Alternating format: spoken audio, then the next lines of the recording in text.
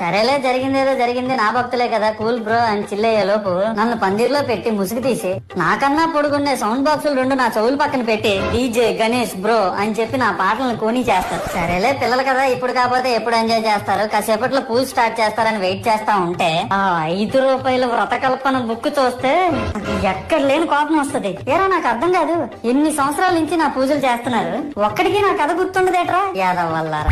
ఓ నా బుక్ లో చూసిన దాన్నైనా తిన్నంగా చదువుతారా అంటే అది ఉండదు. ఏదో బాగా అటర్ ఫ్లాప్ అయిపోయిన తెలుగు సినిమాకి రివ్యూ చెప్పినట్టు చదువుతారు ఒక్కొక్కడును. ఇవన్నీ చూస్తూ 9 రాత్రులు గడిపాక సరేలే సాయంత్రం అనిపిస్తారులే అని కాలు మీద కాలు వేసుకొని కూర్చుంటే అప్పుడు మొదలవుతాదిరా నా నిమజ్జనం వ్యాన్ ముందు 90 వేసి నాగిని డాన్స్ చేస్తారు.